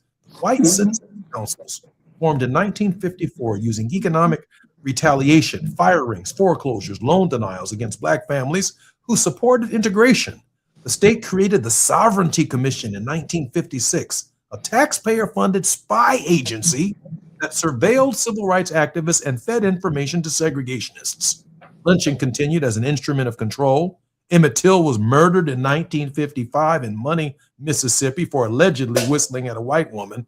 His killers were acquitted by an all-white jury. From 1961 to 1965, Freedom Summer and the movement years, Medgar Evers, the NAACP field secretary, was assassinated in his driveway in Jackson in 1963. In 1964, Freedom Summer, 3 civil rights workers, James Chaney, Andrew Goodman, and Michael Schwerner, were murdered near Philadelphia, Mississippi by Klansmen working with local police. Churches were bombed, homes were burned, activists beaten by police and mobs in near total impunity. Fannie Lou Hamer was jailed and beaten nearly to death in Winona for trying to register people to vote. Between 1965 and the 80s, the Voting Rights Act of 1965 began dismantling formal disenfranchisement, but Mississippi fought the implementation of that, closing public schools rather than integrate them and using large voting schemes and redistricting to dilute Black political power well into the 1980s. The 1990s to the present, the violence became less overtly public, but persistent structurally. Mississippi retained the death penalty with stark racial disparities, maintained some of the nation's worst prison conditions, and continued underfunding majority Black school districts. High-profile killings continued to surface, like James Craig Anderson, run over and killed by white teenagers in Jackson in 2011, an attack investigators called racially motivated, and the reckoning is incomplete. Some convictions came decades later. Byron Della Beckwith wasn't convicted for murder of Medgar Evers until 1994, when he was an old man, almost too old to serve. The Chaney, Goodman, and Schwerner case saw its first state conviction in 2005. The Sovereignty Commission's files were eventually opened to the public, confirming the scale of state collusion in surveillance and repression. Mississippi is often treated as the movement's hardest ground, the place where the stakes of nonviolent resistance were most lethal. I just had to get that out. Barbara, we know a lot about Mississippi. In fact, somebody said, Mississippi, goddamn. Oh, yes. That was a song. Folks, Mississippi is like, it reminds me so much of the entirety of the U.S., that it is a place where African Americans have bled and have fought and have struggled, have been, oppressed. And it's a place that still 37% of the population of Mississippi is Black, 37%. And folks, I want you to go see on Instagram, Marcus Farrell, Ferrell, has a wonderful, just beautiful video that he put together called "We Coming for You, Mississippi." And what he does is he breaks down the political power of Blacks in Mississippi and what's happening in Mississippi with that power, and where the promise is of that power, and why this repression is so ugly, because they know it too. And I want you people to go look at that video. It's powerful. It's good. And it just speaks to the reality in Mississippi. So Mississippi, evil. In the last 3 years, there have been 5 unaccounted for deaths of young Black people. Unaccounted for deaths. Strange deaths. I don't know if people have seen the brother. I said, Black folks are something else. Have you seen the brother who has the video out where he tries to lynch himself to try to show how stupid it is that they're alleging that all these Black folks have hanged themselves? And he tries to show you how dumb it is and what it would take to actually hang yourself. It is amazing that Black folks are being this thoughtful, this creative, and this this hard in this era. I had on my radio show earlier today Professor Kimberly Crenshaw, and Professor Crenshaw has a new book out called Backtalkers. And I don't know if people have seen it. It's an incredible book. You should buy it, because she's the creator of one of the creators of critical race theory, which the right wing is losing their little minds about. And she's also one of the creators. She is the creator, that is, of the concept of intersectionality. And these are basically liberation tools for really analyzing what we're going through. And she was on today just talking about this current fight against anti-Blackness in America, this current, all the deceptive and evil ways in which people, treat us. Also out today, folks, is a new poll. Oh, you know how I'm always on the polls, okay? So the Black Women's Roundtable, under the leadership of Melanie Campbell of the National Coalition for Black Civic Participation, has a new poll out of Black women talking about what's going on in America today. I recommend it to everyone. Just look it up. Black Women's Roundtable, 2026, survey, Black Women's Survey. Look it up. It just came out today. It was just released. I haven't read it in depth yet, but it's fascinating. It's a real reflection of what's happening in this country with Black folks. And I just want us to be grounded. Barbara, what is some of the preliminary data? What is some of the preliminary data from the poll saying? Woo! Most Black women say that their economic circumstances have gotten worse. So they're not better off 4 years later than they were 4 years ago, that famous Ronald Reagan line. And not only that, the job loss, which we know has been happening, is documented. 88% of them say that they are not paid equally to wow. 88%? 88%. Wow. People, it's worth getting. And we should have Melanie come on with me. Probably I'll try to get her to come on next week. Unless more than welcome. Came out today. More than welcome. We should walk through the poll because it is shocking. But it's not unexpected based on what we know is happening out there. By the way, people, today, why did she release the poll today? Because it's Black Women's Pay Equality Day. That this is the day. Everybody, how many months have we been involved in? This is the day in which Black women's pay catches up to white men's pay. What is that? 7 months later? So they're 7 months in. So for our listeners, they're 7 months into the work by the time their pay actually catches up to a comparable white man doing the same job. You got it. The same job. The same job, folks. So I am just really, I wanted to put that out there that when we consider it, see my position is that every time I go down to Washington, D.C., and I see the Vietnam War Memorial, there's an Arnwine on there. That's my cousin, who I barely ever got to know because he was killed in Vietnam. My people's blood is in the soil of this country. All of our people's blood is in the soil of this country. This country has no right to tell us that they own a state that we can't live in peacefully and prosperously. Absolutely. We have the right to demand that Mississippi be changed, and we need to, as the brother says in the video, we coming for you. We ain't sitting back taking this madness. We're not going to let this be a territory where it's just terrifying and wrong for Black people. No. We're coming like sinners. Defend Mississippi, right? Come on now. Not Ryan Coogler. You got it. Coming like sinners for you. So watch out, because we are not playing. Barbara, I shared with our listeners yesterday on the program, because our audience is mainly in Los Angeles, California, and I in the love city me of some Chicago, LA. Love around LA. the country, that if I had to ask myself the question on the 405 or the 101 or the 5, why should Mississippi matter to me because of my busy day, I would tell you that they have 2 United States senators, that they have 4 U.S. congressmen, including one Benny Thompson, who holds Donald Trump accountable.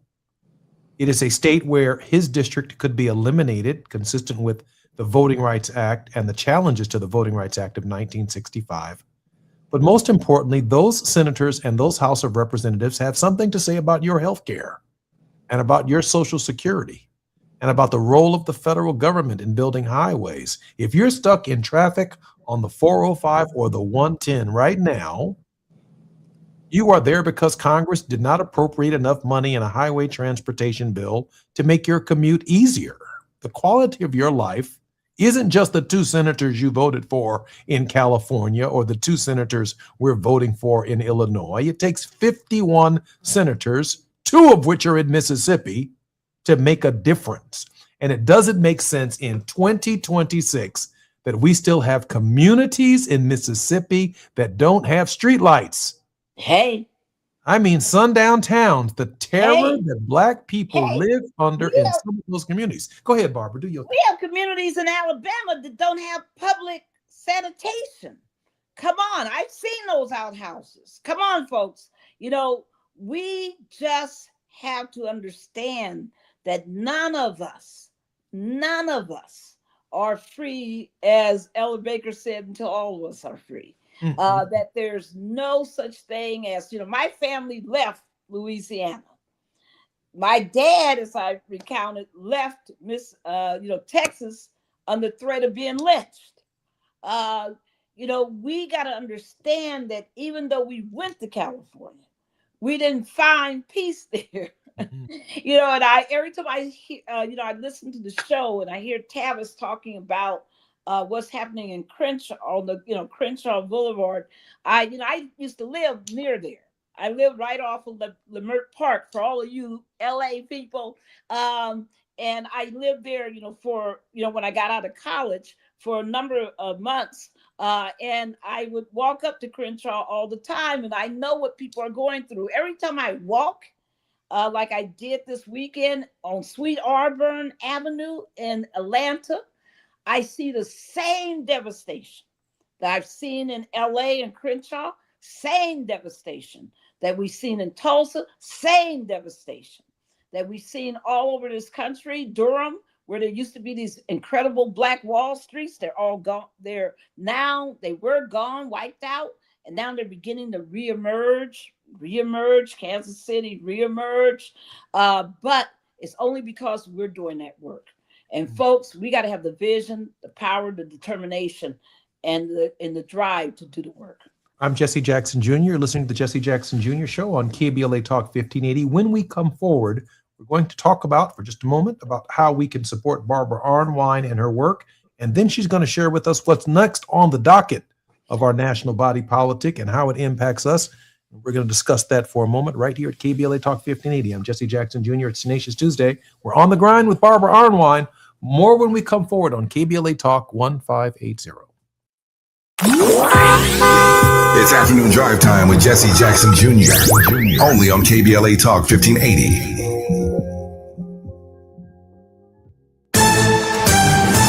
I'm Esther Dillard with BIN News Now. Weather officials are keeping a close eye on Tropical Storm Bertha. It's reportedly getting stronger as it passes northwest Florida's Gulf Coast. National Hurricane Center Deputy Director Jamie Rome explains why. The storm is experiencing what we call northerly shear. There's strong winds to the north that are pushing all of that shower and thunderstorm activity. The National Hurricane Center has posted tropical storm warnings from Mexico Beach to the Alabama border. Early voting for a primary in Michigan kicks off on July 25th, which prompted the testing of voting machines on Monday. The public was invited to watch. WDIV reports Michigan Attorney General Dana Nessel says this allows voters to see firsthand how tabulators securely count ballots. And the Trump administration is freezing more than $1 billion in Medicaid payments to California and Minnesota over questionable claims. Get BIN News Now on demand 24/7 on the iHeartRadio app. For victims of drunk and drug driving, our grief is unique. But you are not alone. You always have a place at MAD. Call our 24-hour victim helpline at 877-MAD-HELP or visit mad.org. This is the KBLA Sports Minute with Ray Richardson. The immigration crackdown by the Trump administration has made its way to HBCU sports. Johan Sandoval, a star infielder for the baseball team at HBCU Savannah State University in Georgia, is free today after spending more than 2 weeks in detention at an ICE immigration facility in Batavia, New York. Sandoval, a native of the Dominican Republic, was detained by ICE agents after a traffic stop in New York City on July 3rd. Sandoval said he showed the agents a valid ID and proper immigration documentation. ICE officials claim Sandoval's student visa had expired. Sandoval will have to plead his case in court. Until his court date, Sandoval had to agree to wear an ankle monitor to gain his release from the detention center. Sandoval, a junior at Savannah State, was MVP of this year's HBCU Baseball All-Star Game in Atlanta. No debates, no speculation, just the info you need. That's your KBLA Sports Minute. I'm Ray Richardson on KBLA Talk 1580.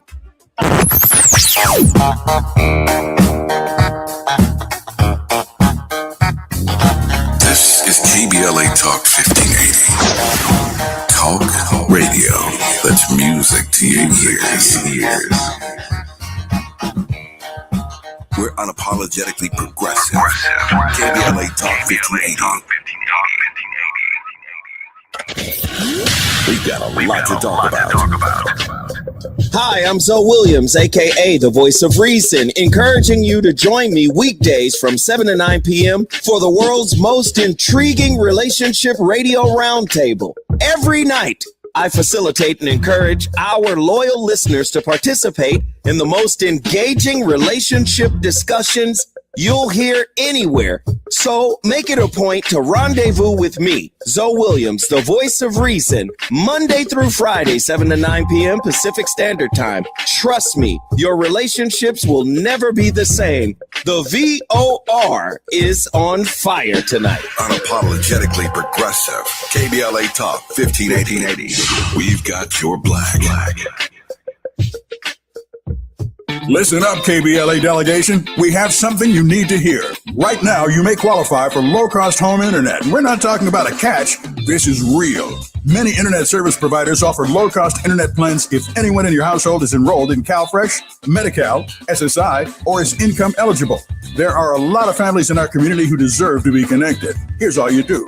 Call 844-461-7893. That's the Get Connected call center. Real people ready to help you enroll today. Or go online to internetforallnow.org to find a provider near you. You may also qualify for a low-cost computer through Human IT. Connectivity is not a luxury. In 2026, it's a necessity, and you deserve access just like everybody else. Call 844-461-7893. That's 844-461-7893. KBLA's got you. If you missed any of this, you can always go to our website at kbla1580.com. Brought to you by KBLA Talk 1580 in partnership with the California Emerging Technology Fund, CETF. Oh no. Straight a roof down. I don't have time. Please, God, save us. Save our house. Please, God, please. At KBLA Talk 1580, we haven't forgotten what happened Tuesday, January 7th, 2025. The trauma, processing the loss of our home. How do we address the compounding effect of the fire now more than 18 months later? I noticed one of my 3 children engaged in self-harm who hasn't been able to articulate the challenges that they've had since the fire. And 4 out of the 5 folks in our household are in therapy. 1 is not. And the one that's not is the one who I noticed with some marks on their person. This isn't okay. You need to talk to someone. Black historical memory keeps alive the stories and struggles of everyday people and communities. Black historical memory preserves truths that others attempt to erase, minimize, or distort. Black historical memory prevents history from repeating its worst chapters. At KBLA Talk 1580, we will never forget. Tune into Conversation Live, Altadena Rising with James Farr, weekends on KBLA Talk 1580. 1580.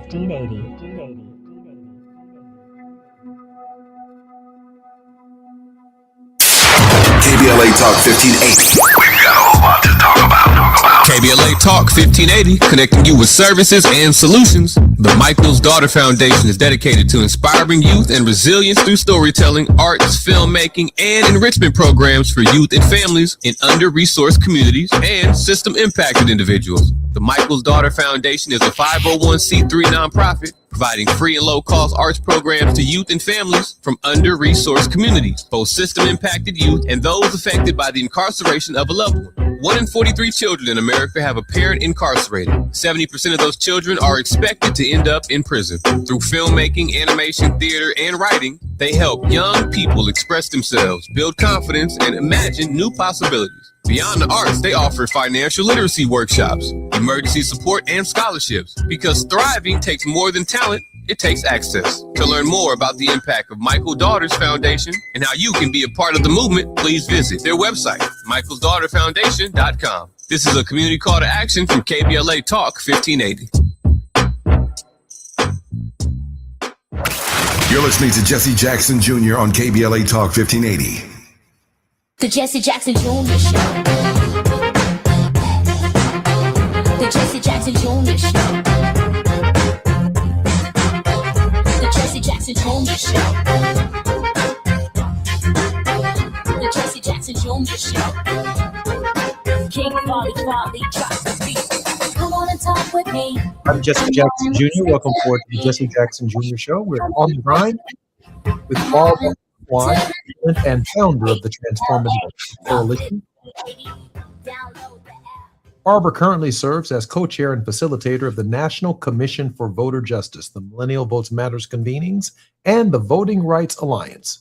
She was the head of the Lawyers Committee for Civil Rights Under Law from February 1989 until June 2015 and holds the honorific title of President Emeritus. Barbara, welcome forward to the show. It's good to be here. Barbara, let's talk for a moment about how we can support your work and why the support of your work is so important. Everyone, you can make a contribution to the Transformative Justice Coalition at tjcoalition.org, tjcoalition.org. And, you know, I have people who give me like, what, $5 a month? I have people who give much more than that, right? You know, probably triple that. Well, you know, let's just say a whole lot, like probably 100 times that. But folks, the bottom line is whatever you give is going to be used wisely. I'm so happy to tell everybody, you've heard me talking about it forever on this show. We're just coming off of the Good Trouble Lives On weekend. That's the weekend of action. We had more than 600 plus accounted for events that means people actually put them on the mobilize, but we had hundreds of other events that were unaccounted for.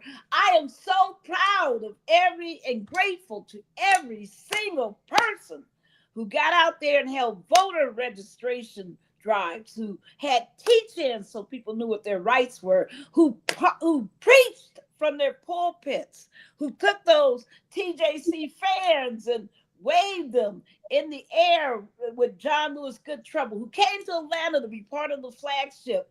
Folks, we love you. We appreciate you, because after that unhinged, demented, and absolutely insane speech that your president gave on Thursday, and by the way, question, why did he do it on the eve of Good Trouble Lives On in July? Why did he do it?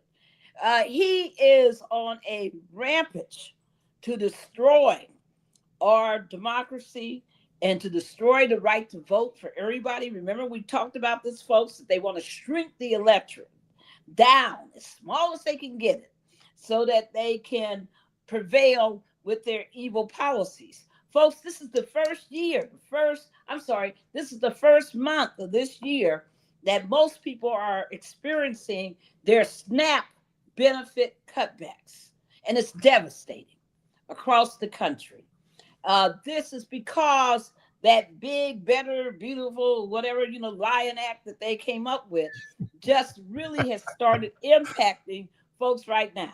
And this man up here, did you guys hear him? Come on. What did he talk about? He talked about 250,000, aliens who were registered to vote. Folks, you know what that list, you remember he talked about all these docs, and you can go look at the docs. Please go look at them.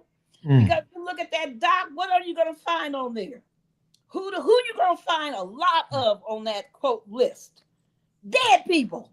Barbara, can I pivot for just a second back to a point that you were making? Can you share with our listeners the point of the Good Trouble events? Yes. And what the goal was accomplishing to address some of the madness that's taking place in Washington and from this demented president. Right. Share with us once again what the point was about Good Trouble.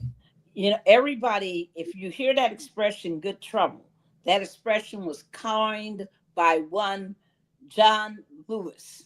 John Lewis, you might know as a congressman, but before he became a congressman, he made his mark as the chairman of the Student Nonviolent Coordinating Committee, SNCC.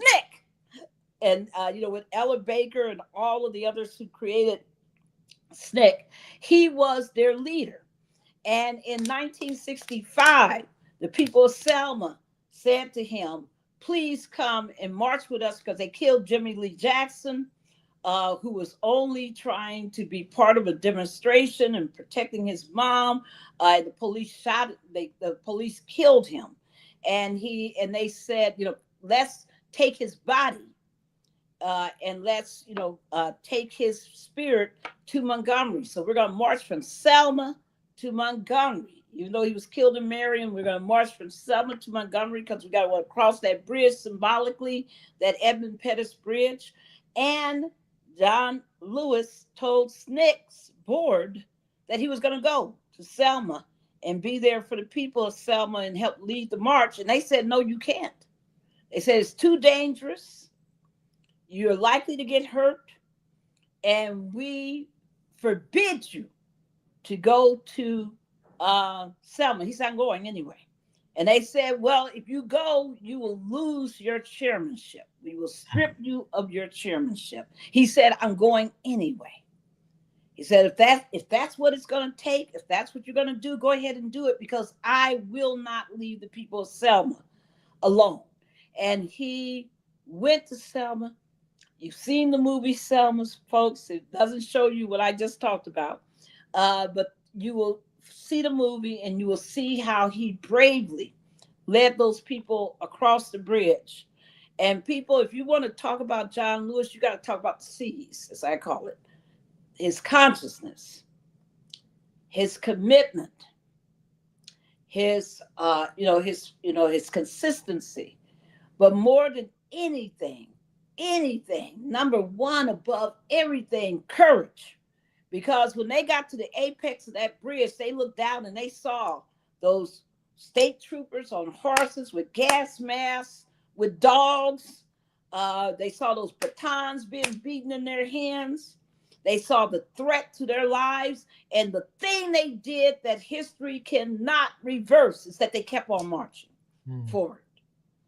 And that is what led, and they were horribly beaten. And the cameras caught it. All of the beating, all the mistreatment, all the lives that were ultimately changed that day. But it made the whole nation conscious of how vicious Alabama's racism was and how much they were denying people the right to vote. It leads to almost a 2-week struggle, under which there then becomes the march from Selma to Montgomery, which then becomes the hallmark of laying the ground, the marker for the passage of the Voting Rights Act of 1965. Stick a pin right there, Barbara. Stick a pin right there, because I want to bring this. That's why we love him. This little point to the head. And as a result of that, Barbara Arnwine's organization had more than 600 events around the country, training deputy registrars, registering people to vote, and preparing them to register people to vote for the midterms. So when we ask you for $5, for $10, for $25, or $1,000 to support the Transformative Justice Coalition, it's because right here on this radio station and on this radio show, and also on Barbara Arnwine's radio show, we are doing the work to get it done. I'm Jesse Jackson Jr. More on KBLA Talk 1580. Go to tjcoalition.org, tjcoalition.org, and make your contribution. More when we come forward. More with Barbara Arnwine in just a moment. While you're stuck in traffic, we can at least bring you up to speed on the news of the day. You're listening to Jesse Jackson Jr. only on KBLA Talk 1580.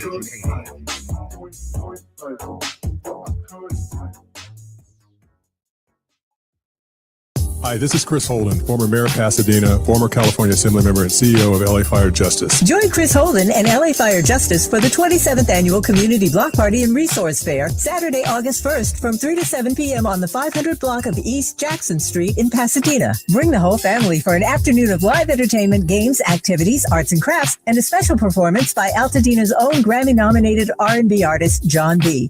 Hosted by James Farr of KBLA Talk 1580's Conversation Live Altadena Rising, Eaton Fire survivors can connect with local organizations, recovery partners, and speak with the LA Fire Justice team about your rights, their case against Edison, and how you can join them in the fight to hold them accountable and seek the compensation you deserve. Come, be part of an afternoon of community, connection, and support. LA Fire Justice is proud to sponsor Conversation Live Altadena Rising with James Farr on KBLA Talk 1580. Advertisement, Douglas Boxer, Law Office of Douglas Boxer, 221 East Walnut Street, Suite 100, Pasadena, California, 91101. The attorney responsible for the content of this advertisement, Chris Holden. Here's the deal. The government is over $38 trillion in debt, which means the IRS is not slowing down, and the tax code is complex and unforgiving. So it's not surprising if you're one of the millions of Americans that owe back taxes to the IRS.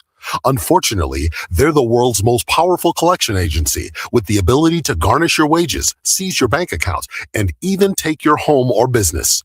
But don't be stressed or worried any longer. We're Optima Tax Relief, America's most trusted tax resolution firm. We have resolved over $3 billion in tax debt for our clients. Our award-winning professionals deal with the IRS every single day, fighting to protect our clients' assets and secure them the best possible deal. For tax help you need, for tax help you can trust, give Optima a call today. Call 800-919-9077. 800-919-9077. 800-919-9077. Optima Tax Relief. Some restrictions apply. For complete details, please visit OptimaTaxRelief.com. Knock, knock, Capital One Bank guy. Wow, Charles Barkley? I just moved into the neighborhood. Can I borrow some Wi-Fi? Sure, Chuck. That's what the Capital One Cafe is here for. Open 7 days a week. Oh, can I use your ATM? My dog walker only takes cash. Anything for a neighbor. Can I try the catchphrase? Sure. Take it for a spin. There's no fees and minimums on Capital One checking accounts. Nice, Chuck. I'll take it from here. Capital One. What's in your wallet? Terms apply. Visit CapitalOne.com/bank guide for details. Capital One and a member FDIC. KBLA Talk 1580. We've got a lot to talk about. Tired of being locked out of job opportunities and shut down by systemic racism? KBLA Talk 1580 stands with you in fighting for the rights of Black workers, and we don't black down. The Los Angeles Black Workers Center is a dynamic alliance of workers, organized labor, community-based organizations, clergy, students, and scholars working collectively to improve the position of the Black working class. The LA Black Workers Center takes a comprehensive approach to addressing the Black jobs crisis. Their programs promote access to quality jobs, racial equity in hiring and retention, discrimination-free job sites, and they prepare Black workers for employment in high-wage career track jobs. The LA Black Workers Center supports workers who need help protecting their rights on the job. They give workers access to quality jobs and remove systemic barriers to employment. And they are advocating for a fair deal for Black workers in the new Los Angeles City Charter. To sign up for free career readiness training, get involved in organizing, or learn about union apprenticeship programs and trade registries, please visit lablackworkercenter.org. That's lablackworkercenter.org. Together, we can beat the Black jobs crisis and build a more equitable Los Angeles. This is a community call to action from KBLA Talk 1580. Now back to more of Jesse Jackson Jr. on KBLA Talk 1580. The Jesse Jackson Jr. Show. The Jesse Jackson Jr. Show. The Jesse Jackson Jr. Show.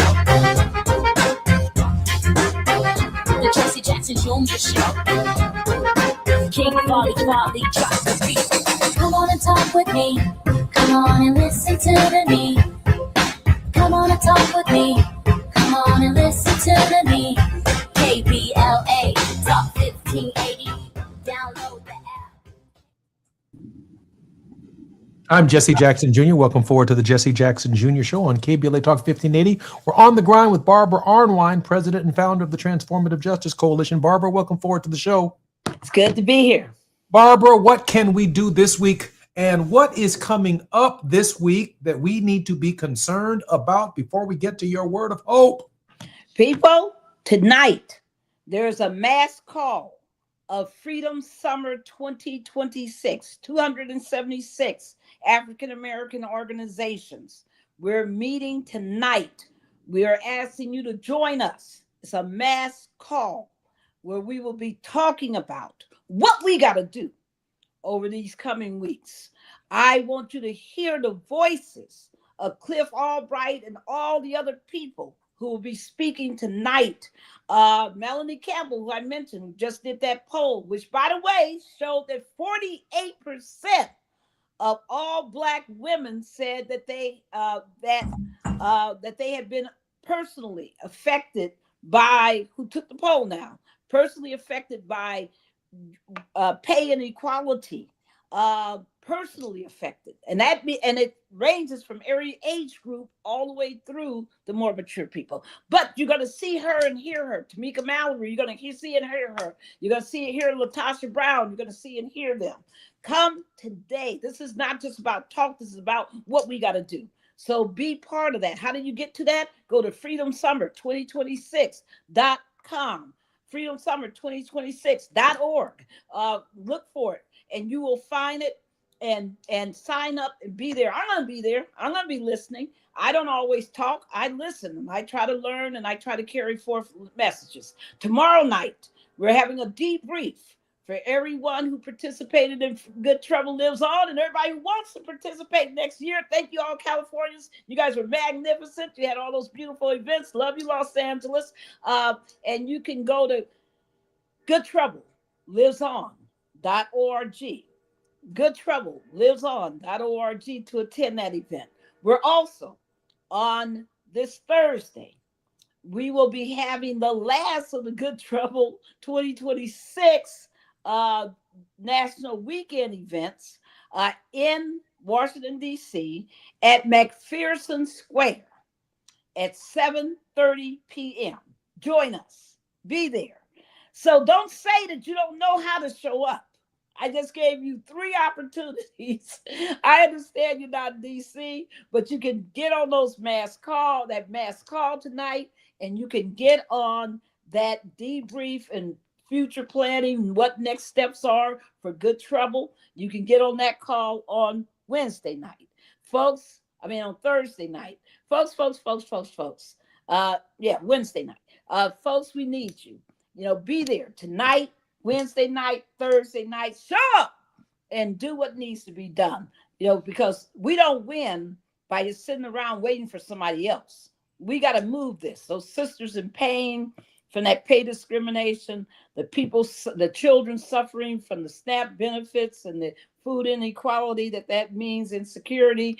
Folks, we got to do it ourselves. We got to stand up. We got to be there, and we got to register, and we better vote. Like we're losing our minds. We better vote. Barbara, once again, because I heard a .com and a .org. Yes. If we want to be on the call, and we want to listen to the call of more than 200 organizations, how do we get that information? You go to, I'm going to put it in because, I think it has both labels, frankly. But let me do this real quick, folks. Give me a second. Barbara's working on that. This is the kind of work that we do. And a lot of it in the tech age allows us to do it. Go ahead, Barbara. I'm sorry. It is freedomsummer2026.com. freedomsummer2026.com. We're having a mass call tonight, 8:00 p.m. Eastern, which means 5:00 Western. Please, folks, you got plenty of time to sign up, plenty of time to join that call. Tell your brothers, sisters, friends, colleagues all over the country about the call tonight. Now, once we sign up, they send us a link. Is that what they do? Yes, of course. Okay. Yes. Okay. So once you sign up, they send a link to you. Mm-hmm. So that's very exciting to find out what the other organizations are doing.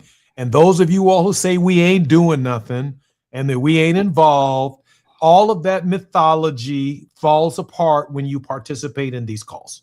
So join the call. We're not just over here at KBLA doing talk. We are doing organizing. We're making it happen. You need to find out what your counterparts are doing in other cities, other states, to hold Congress, the Senate, and presidents and courts accountable. When you hear it yourself, it helps sharpen the pencil for what you do locally in Los Angeles, in Chicago, in Atlanta, in New York, and in every place where you can hear our voice at this hour.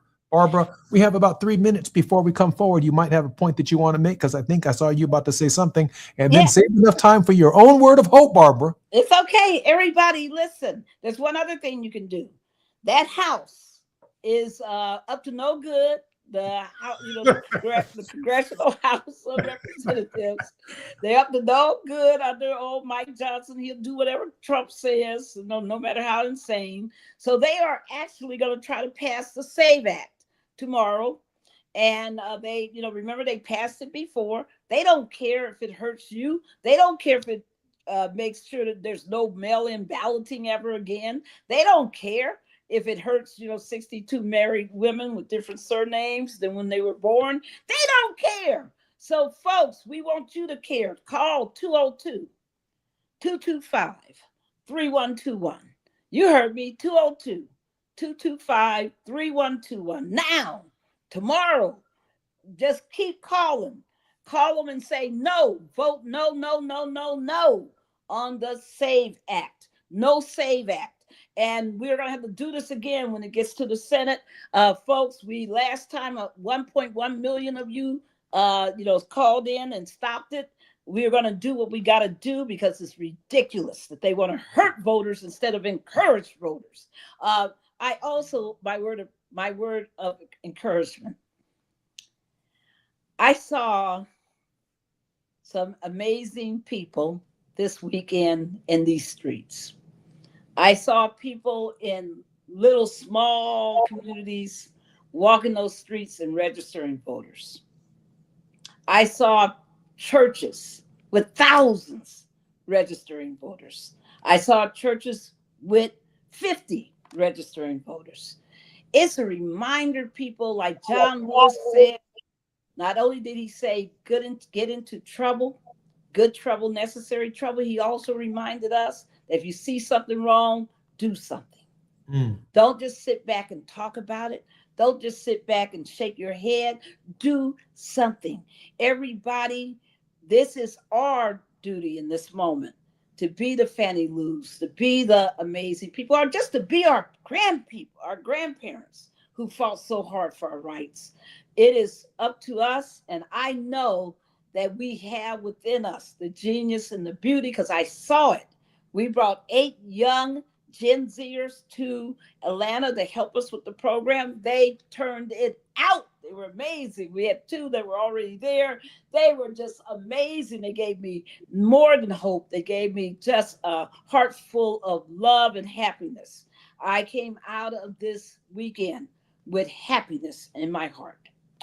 I'm Jesse Jackson Jr. You've been listening to Tenacious Tuesday on the Grind with Barbara Arnwine. So grateful, Barbara. Love you. There's nothing you can do about it. Look forward to hearing you and seeing you on that call. More on KBLA Talk 1580 when we come forward.